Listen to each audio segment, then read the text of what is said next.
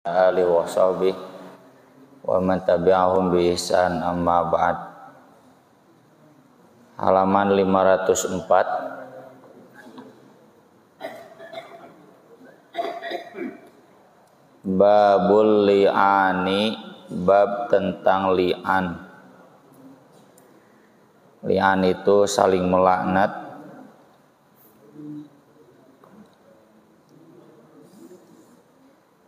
Hadisnya dari Ibnu Umar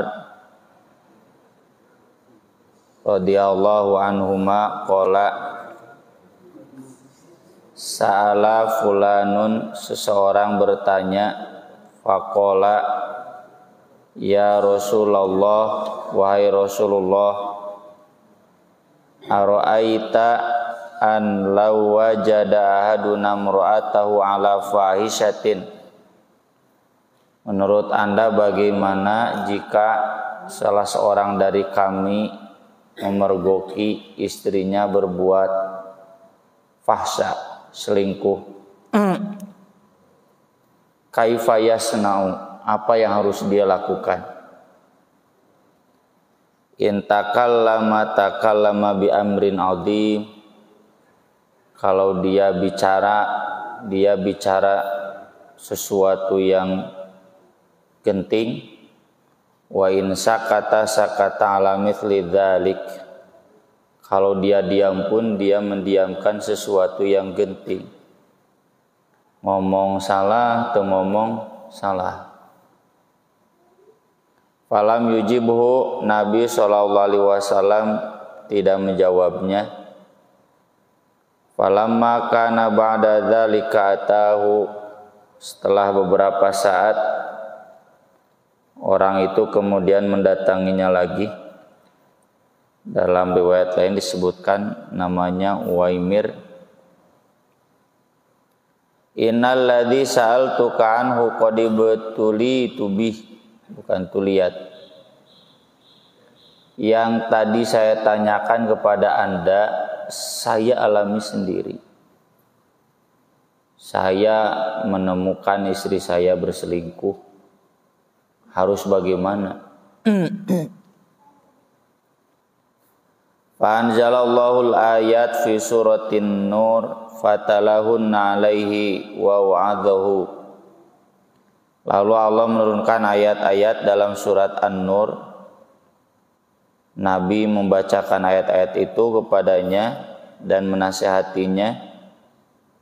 Wa dzakarahu, mengingatkannya. Wa akhbarahu, memberitahukannya, anna adzabad dunya ahwanu min adzabil akhirah, bahwa siksa dunia lebih ringan dibanding siksa akhirat. Qala la, sahabat itu tetap yakin tidak. Walladzi ba'atsaka bil haqq, demi Allah maka dzabtu 'alaiha, saya tidak berbohong menuduh istri saya selingkuh. Tsumma da'aha, kemudian Nabi memanggil istrinya, fa wa'adhaha kadzalik, lalu menasihati dia demikian juga. Qalat, tapi istrinya juga menjawab dengan mantap, la, tidak. Walladzi ba'atsaka bil haqq, demi Allah, innahu lakadzibun, suami saya berdusta. Fabada birrajul, lalu Nabi mulai dengan suaminya dulu. Fasyahida arba'a syahadatin billah, dia bersumpah 4 kali demi Allah. Tsumma tsanna bil mar'ah, kemudian yang kedua kalinya kepada istrinya. Tsumma farraqa bainahuma, kemudian dia menceraikan di antara keduanya. Li'an ini kompleks ya. Tidak bisa serta-merta menceraikan istrinya begitu saja. Karena nanti kaitannya dengan anak yang dikandung istrinya itu. Kalau dia menuduh istrinya selingkuh, berarti anak itu tidak akan diakui oleh dia sebagai anaknya. Kalau cerai, dia harus mengakui anaknya.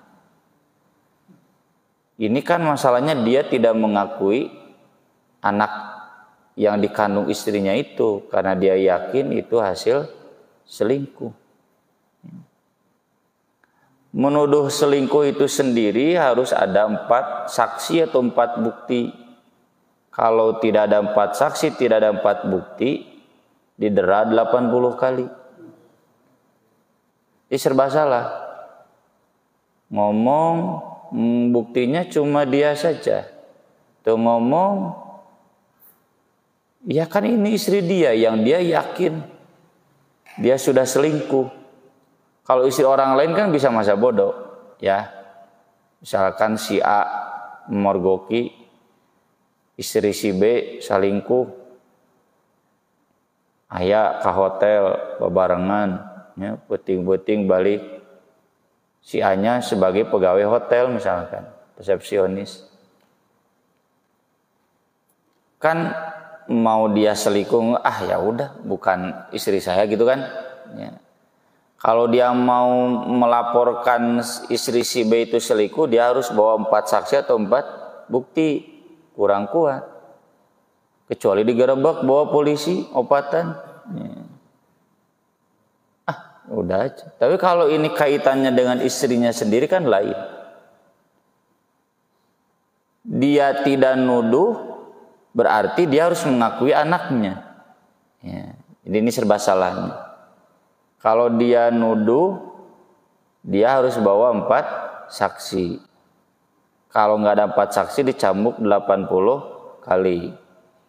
Kalau dia tidak nuduh, cerai biasa, anaknya harus diakui. Masalahnya dia nggak mau mengakui anaknya. Maka dari itu, khusus buat suami yang meyakini istrinya selingkuh atau sebaliknya, berlaku yang namanya li'an. Li'an itu saling laknat. Kata Allah di surat An-Nur, ini halaman 1. Walladzina yarmuna azwajahum walam yakul lahum syuhada'u illa anfusuhum fasyahadatu ahadihim arba'u syahadatin billah innahu laminas shadiqin. Orang-orang yang memergoki istrinya selingkuh tapi enggak ada saksi lain kecuali dia, maka dia harus sumpah 4 kali bahwa dia benar. Walau khamisatu, yang kelima kalinya, anna la'natallahi alaihi in kana minal kadzibin. Dia siap dilaknat Allah kalau dia dusta. Demi Allah, saya yakin, bukan saya ya, ini contoh. Saya yakin, kata si A itu, bahwa istri saya selingkuh. Demi Allah, istri saya sudah selingkuh. Demi Allah, istri saya sudah selingkuh. Demi Allah, istri saya sudah selingkuh. Demi Allah, kalau saya bohong, saya siap dilaknat. Nah, ini yang kelima kali. Kalau perempuan itu menerima tuduhan suaminya, berarti harus siap di hukum rajam, hukum mati. Tadi dia beratnya. Makanya kalau dia mau menolak, sama seperti suaminya. Wa yadra'u anhal adab, dia bisa lepas dari hukuman. Anta syahada arba'a syahadatin billah innahu laminal kadhibin. 4 kali bersumpah bahwa suaminya bohong. Wal khamisata anna ghadaballahi 'alaiha in kana minas shadiqin. Yang kelimanya, dia siap dimurkai Allah kalau dia salah, kalau suaminya benar. Maka baik ke suaminya atau ke istrinya, Nabi mengingatkan dulu, lebih baik disiksa di dunia, gitu kan? Kamu suami lebih baik dicambuk 80 kali daripada nanti disiksa di akhirat. Tapi kan enggak, saya yakin, istri saya sudah selingkuh. Lalu kan Nabi ngasih nasihat juga ke istrinya, lebih baik dihukum mati di dunia daripada engke disiksa di akhirat salila-lilana. Enggak. Saya yakin suami saya bohong. Nah, maka dia bersumpah, demi Allah, suami saya bohong. Demi Allah, suami saya bohong dalam tuduhannya. Demi Allah, saya sama sekali tidak selingkuh. Demi Allah, suami saya berbohong. Demi Allah, kalau suami saya benar, saya siap dilaknat. Udah begitu mah udah cerai. Nanti kalau istrinya itu punya anak, maka statusnya waladuz zina. Waladuz zina itu maksudnya lain anak dipastikan hasil zina, tapi anak itu dinisbatkannya ke ibunya. Binnya itu kayak Nabi Isa, tapi bukan berarti Nabi Isa waladuz zina ya. Contoh ini binnya Isa bin Maryam. Nggak bisa ke bapaknya karena bapaknya kan menolak, itu bukan anak saya. Makanya nanti di bagian akhir di sini ada hadis-hadis khusus seorang ayah yang tidak mengakui anaknya dilaknatnya di akhirat selama-lamanya. Ini memang kaitannya dengan laknat. Laknat itu kan disiksa, dijauhkan dari rahmat, dijauhkan dari surga. Ini yang tadi ditanyakan oleh sahabat itu, ngomong salah berat, ngomong berat. Makanya Nabi juga sampai ngasih nasihat, hati-hati. Dan perpisahan ini kategorinya fasakh. Kalau fasakh berarti tidak ada rujuk. Cerai mah ya rujuk. Kalau fasakh mah tidak ada rujuk dan terputus hubungan segala sesuatunya. Kalau talak kan ada kewajiban ngasih nafkah ya, selama si istrinya itu mengurus anak-anaknya. Kalau fasakh mah ya udah putus, anaknya ditanggung aja nafkahnya oleh bapaknya. Masih dari Ibnu Umar radhiyallahu anhu, anna Rasulullah sallallahu alaihi wasallam qala lil mutala'inaini. Rasulullah sallallahu alaihi wasallam bersabda kepada dua suami istri yang saling laknat itu, hisabukum ma'alallah, hisab kalian terserah Allah. Ahadukum makadzib, salah seorang dari kamu pasti bohong. Munti salakina pasti istrina. La sabila laka 'alaiha, tidak ada jalan untukmu atas istrimu. Udah nggak ada hubungan lagi, pisah. Ya Rasulullah mali, suaminya nanya, Rasul hartaku gimana? Rugi cen, manena salingkuh, harta saya yang dikasihkan gede dibawa. Kata Nabi, in kunta sodaqta 'alaiha, kalau tuduhan kamu benar, fahuwa bimastahlalta min farja. Udah, itu hitung-hitung bayar yang sudah kamu halalkan dari farjinya. Ya udah kan, kamu kan udah pernah berhubungan dengan mantan istri kamu. Udah, itu pemberian untuk itu. Wa in kunta kadzabta liha, kalau tuduhan kamu bohong, fadzaka ab'adu laka minha, maka harta kamu pasti lebih jauh ya darimu dengan sebab itu. Jadi kalau benar ya nggak apa-apa, itu hitung-hitung ngasih ke mantan istri karena dia sudah pernah hidup rumah tangga dengan kamu. Kalau kamu bohong, ya lebih nggak pantas lagi harta itu kembali ke kamu. Dalam hadis Anas radhiyallahu an, Nabi sallallahu alaihi wasallam bersabda, absiruha, perhatikan nanti anaknya. Fa in ja'at bi abyad sabton fahuwa li zaujiha. Kalau perempuan itu nanti bawa anaknya putih, rambutnya lurus, berarti anak suaminya. Berarti nggak bohong suaminya. Wa in ja'at bi akhala ja'dan, kalau perempuan itu kulitnya kehitam-hitaman, rambutnya agak keriting, Fahuwa lilladzi ramaha bihi, berarti itu anak dari yang dituduhkan selingkuh kepada dia. Dan ternyata anak yang lahir itu kehitam-hitaman keriting.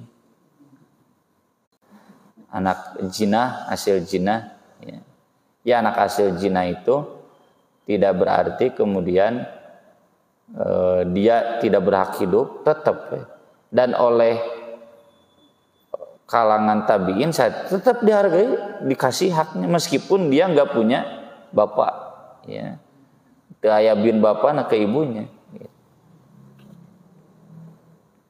Ini menunjukkan kalau dalam konteks hari ini anak yang dilahirkan itu boleh tes DNA.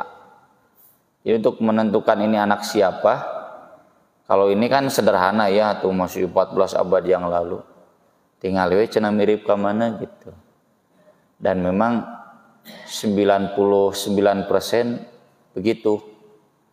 Anak saya kayaknya tidak akan mirip dengan bapak gitu. Miripnya dengan saya atau dengan ibunya gitu kan.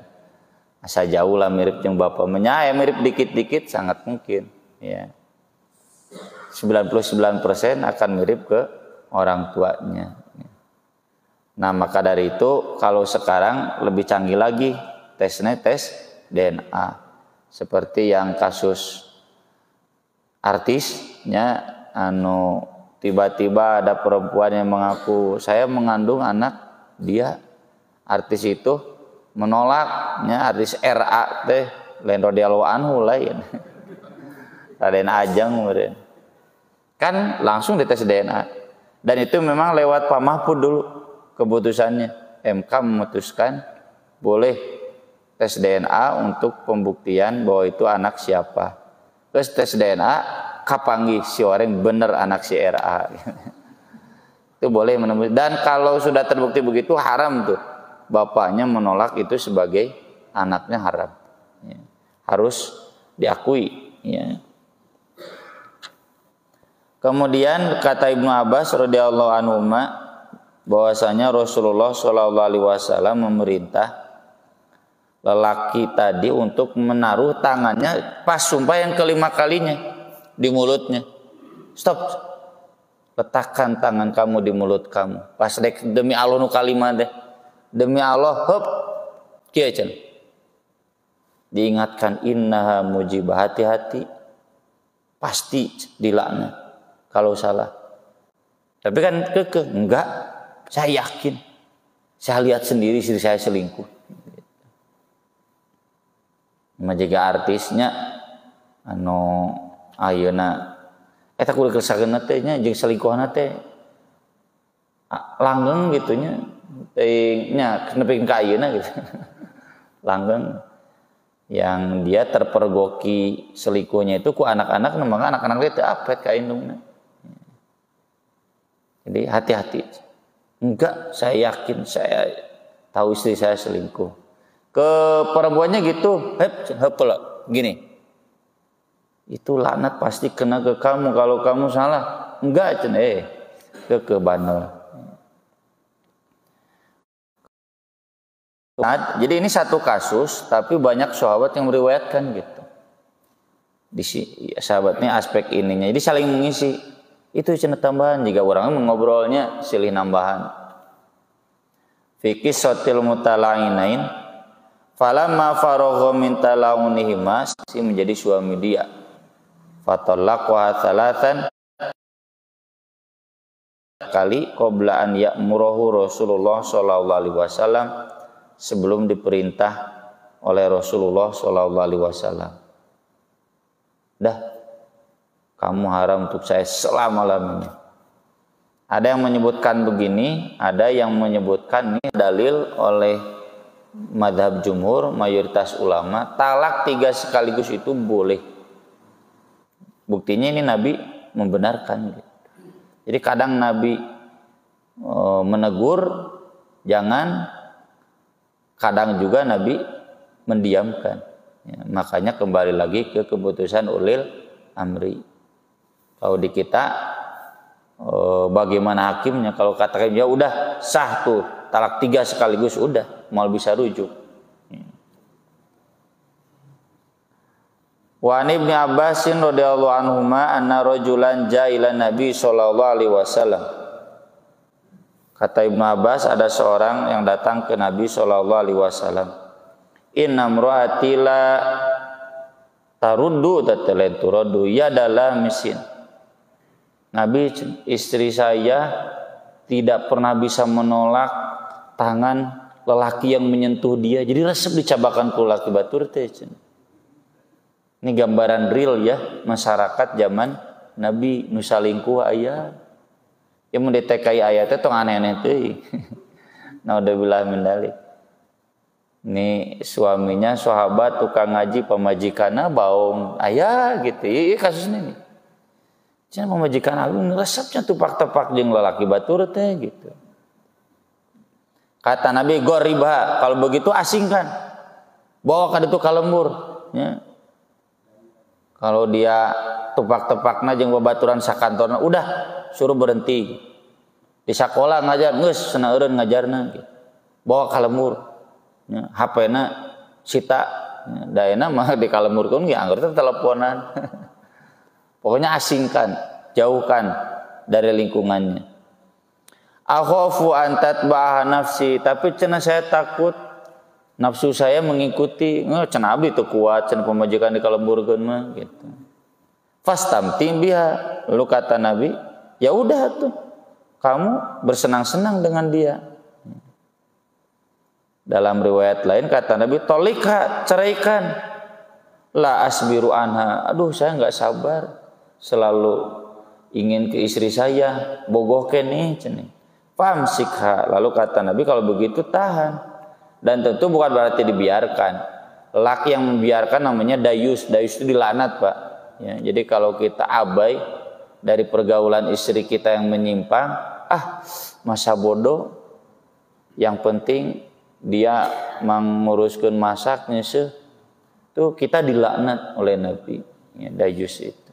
Jadi kita kan berkewajiban ku anfusakum wa ahlikum nar. Melindungi anak istri kita dari neraka. Wa Nabi Hurairah radhiyallahu an annahu sami'a Rasulullah sallallahu alaihi wasallam yaqul hina nazalat ayatul mutala'inain.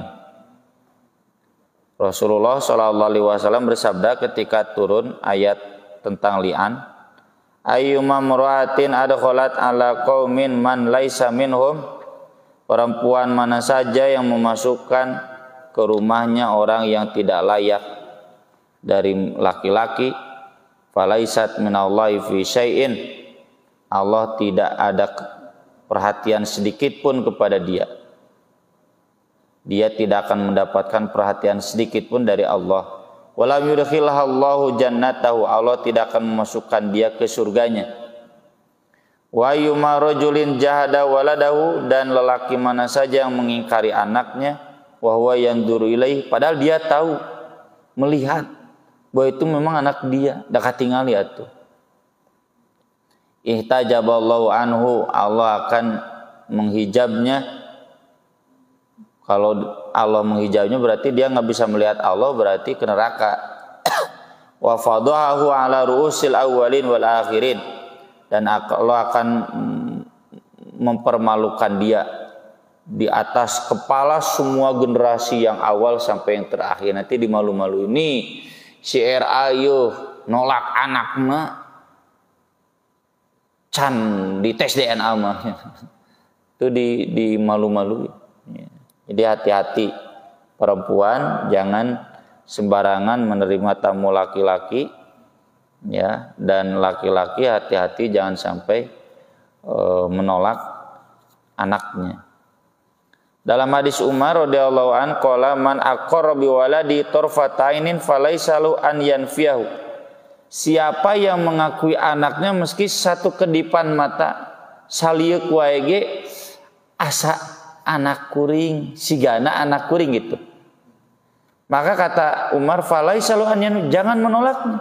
Baik, mending salah ngaku anak batur dibanding salah teu ngaku anak sorangan. Bukan berarti anak batur daku kurang. Anak yang tidak jelas siapa orang tuanya. lebih baik di aku hari ada kemungkinan sigana ya kayaknya betul anak saya tapi kemungkinannya 10%, nggak apa-apa kata Umar, terima aja daripada dia menolak itu anaknya padahal benar anaknya durhaka. Lebih baik salah menilai ini anak saya daripada salah menolak itu anak saya gitu. Dari Abu Hurairah radhiyallahu an ada seseorang datang, wahai Rasulullah, istriku melahirkan anak hitam. Saya putih, istri saya putih, kenapa anak saya hitam? Kata Nabi, kamu punya unta ternak? Iya. Warnanya apa? Kemerah-merahan. Kata Nabi, ada cenah yang agak keabu-abuan dari unta-unta yang merah itu? Ada. Kata Nabi, kenapa? Ya mungkin itu ditarik dari atas, la'allahu nazau irkun. Mungkin dari atasnya ada yang keabu-abuan. Nikah sama yang kemerah-merahan. Lalu kata Nabi, fala'allabnaka hadza nazau irkun. Ya sama. Bisa jadi anakmu yang hitam itu ayah baheula akina uyutna nu hideung gitu. Dalam riwayat Muslim bahwa yu'arridu bi an yanfiyahu. Jadi sahabat itu mengajukan diri ke Nabi tidak akan mengakui anak itu. Walam yurakhis lahu fil intifai minhu, tapi Nabi enggak memberikan rukhsah. Boleh begitu asal li'an. Dek li'an ka istrina henteu da cenah geus atuh. Hari tidak yakin istrina salingkuh mah akui itu sebagai anaknya sendiri, jangan cenah teh budak teh mirip saha gitu. Kayak anak saya yang kedua semuanya ngomong enggak mirip bapaknya, enggak mirip ibunya. Tapi ada mirip neneknya. Dikit-dikit gitu. Dan masa saya tolak? Saya saksikan sendiri lahirnya. Nah pas lahir yang kelima mirip. Ya, yang kelima itu ke saya mirip, ke kakaknya yang kedua mirip geuning ya ku budak ieu mah kapangi ieu teh jelas. Anak urang ieu direneng kelima beda-beda wajahnya tapi semuanya ada kemiripan. Ini hati-hati ya. Jadi memang kaitannya li'an itu dengan pengakuan anak, dengan hukuman rajam, selingkuh, hukuman dera, menuduh zina ya. Jadi memang nggak sederhana, udah talak aja, pisah baik-baik. Ya itu, ini nggak bisa baik-baik. Karena kalau memang terbukti selingkuh juga, masa kita membiarkan orang yang zina? Ya contoh di RT ieu aya nu zina berarti diantep. Atau diantep mah berarti sama dengan kita mengundang laknat Allah buat seluruh penduduk. Ini apalagi yang tertuduh zinanya adalah istri dia sendiri. Aqulu qouli hadza wa astaghfirullah li wa lakum. Subhanallah wa bihamdi subhanallahil azim wa sholatu wassalamu ala Rasulillah. Wassalamualaikum warahmatullahi wabarakatuh. Mangga.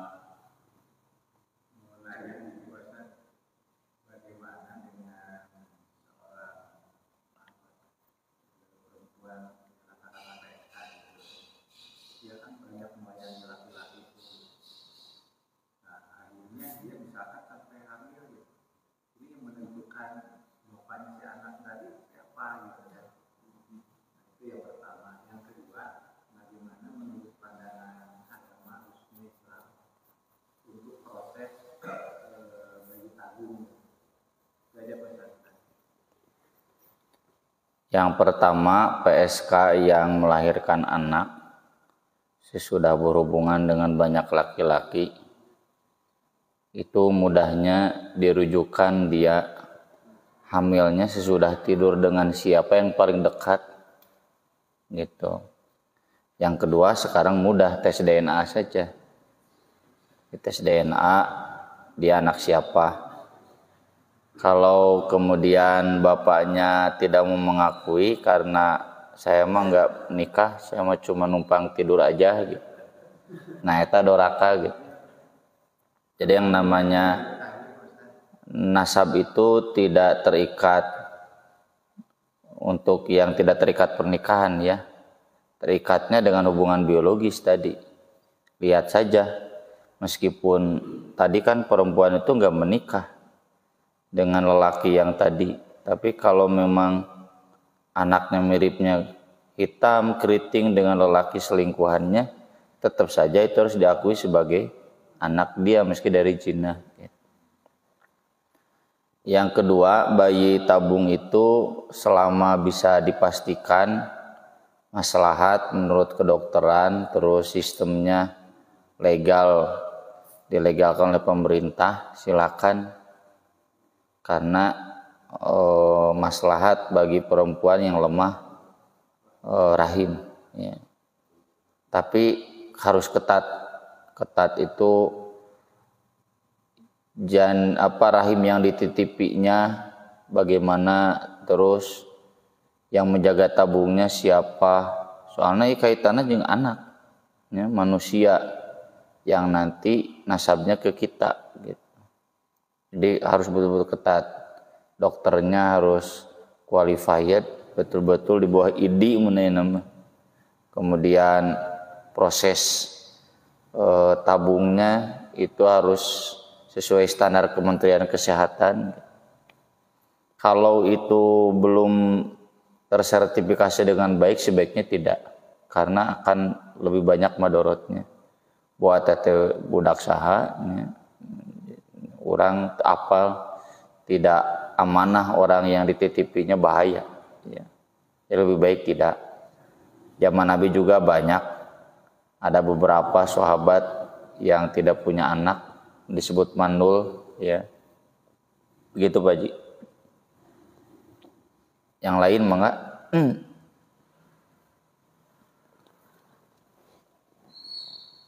Saya ya mah ilmu sanes amal kenan. Mangga.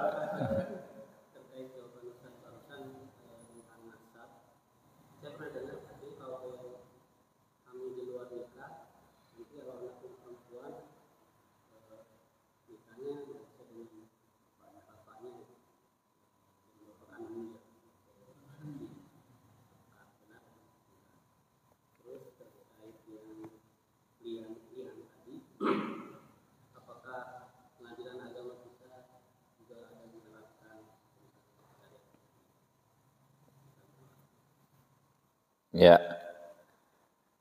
yang pertama jadi dibedakan konteksnya. Apakah anak zina itu ketika anak hasil zina itu lahirnya ketika ibunya berstatus istri dari suami yang sah, istri yang sah, ataukah ibunya itu free gitu, ya, tidak bersuami. Kalau ketika melahirkan ibunya punya suami yang sah, maka anak itu meski bukan anak dia, tetap bapak anak teka suaminya yang sah. Yang sabda Nabi terkenal al-walad lil firos, anak itu dirujukan kepada siapa yang punya kasurnya. Kasur yang dimaksud di sana adalah suami sahnya. Tapi kalau kasusnya ini suaminya nggak mengakui, liandu gitu kan, suaminya nggak mengakui anak yang dikandung istrinya, ya, ini sama kasusnya dengan dia, anak itu terlahir ketika ibunya tidak bersuami dan tidak ada yang mau mengakuinya. Maka kan tadi Nabi kemudian mengatakan, perhatikan, kalau anaknya hitam, keriting, berarti anak dari lelaki selingkuhannya. Berarti kan nyambung nasabnya, meskipun tidak lewat pernikahan. Ya. Kemudian yang kedua, kalau putih lurus berarti anak dari suami, mantan suami yang sahnya. Nah, mengenai hakim itu nanti tergantung pengadilan.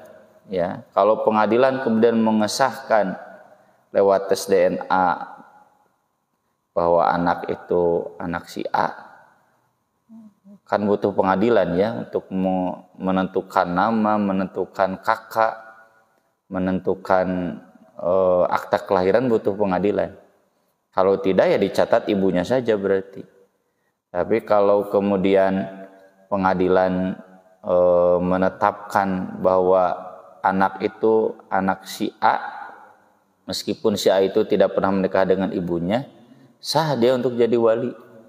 Kalau tidak ditetapkan oleh pengadilan dan memang sudah tahu masyarakat bahwa dia anak si A, ya, cuma belum ada keputusan pengadilan, secara syariat boleh. Cuma nanti memang penghulu yang berwenang. Kalau penghulu menyaksikannya, maka dia bisa mengambil alih jadi wali hakim. Jeung dina ieu mah teu kudu pasea, ya. Bapak aslinya, bapak kandungnya jangan merasa haknya dirampas, bongan satu teh diuruskeun ke pengadilan. Ya. Kalau misalkan kata lebe, kata naib, nggak bisa bapak nggak bisa mengawinkan anak ini, diambil alih sama hakim karena nggak jelas mana buktinya bapak adalah anak ayah dari anak ini. Ya. Yang bapak tahu nyerah tadi gitu kan, bukan saat diurusin ke pengadilan. Ya, kan bisa diuruskan ke pengadilan bahwa itu anak dia, ya, dengan bukti-bukti yang ada. Jadi kalau tidak diuruskan ke pengadilan dan kemudian wali hakim menolak dinikahkan oleh dia, maka harus diambil alih oleh wali hakim.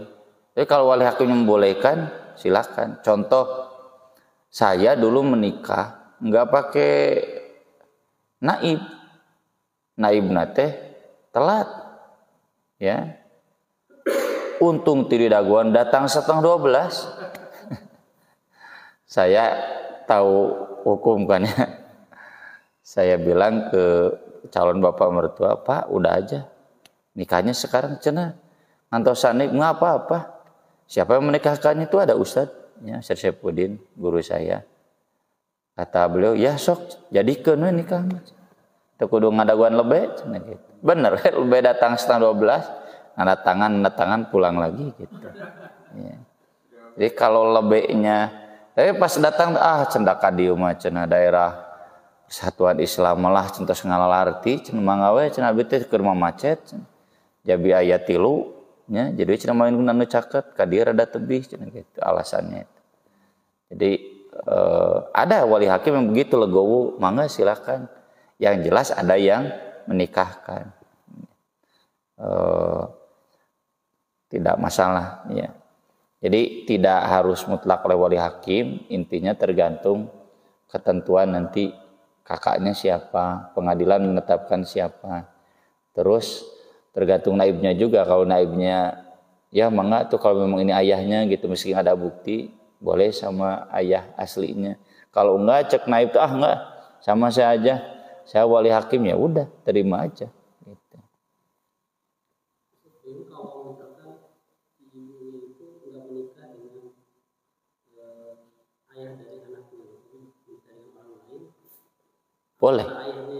Boleh, ayah tiru itu boleh. Iya. Soalnya kan puntennya da kemenage moal detail. Ieu bapak asli atau bapak tere moal. Lihatnya kan di kakak, ya. Dan kakak itu ya contoh lah di saya ada santri yang kakaknya itu ke kakeknya. Alasannya sederhana, ngarah menang tunjangan PNS. Jadi nggak ke orang tuanya gitu. Begitu nyelebar kakeknya nggak ada tunjangan, jatah tunjangan, jadi si icuna tidak suruh kakak akina gitu. Dan tertulis biasa itu. Nah yang begitu-begitu kan lebih kadang mau meriksa yang lebih jauh. Kalaupun ada tertulis di sananya ayah tiri atau ayah sambung sah, dia bisa menjadi wali, ya, untuk anak tirinya. Nanti kan di akadnya anak sambung saya gitu, bukan anak kandung saya. Ya, anak sambung saya dari istri saya bernama Anu binti Anu gitu. Teu make binti gitu teh naon. Asal jelas ini mau dinikahkan ke ini gitu. Ya. Mengatakan ankah tukaha sakitu ge gesah. Kudu teu ieu binti saha putra teges naon mas kawinan teu kudu. Dengan mengatakan lebih saya nikahkan kamu ke ini asal jelasnya kada tinggal heula bener ieu gitu. Ankah tukaha udah sah sakitu ge kan sudah kita bahas dulu hadisnya. Sawajatukaha sakitu ge sah. Asal jelas calon suaminya ada, calon istrinya ada. Yang lain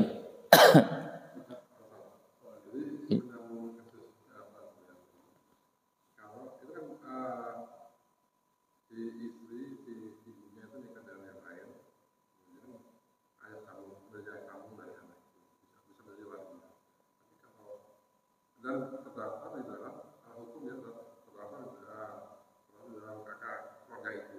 Tapi ada juga yang tidak terdapat tapi kakek nenek.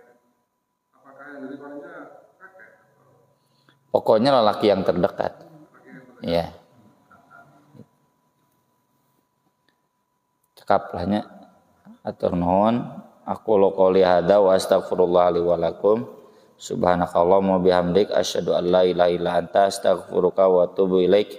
Wassalatu wassalamu ala Rasulillah. Wassalamualaikum warahmatullahi wabarakatuh.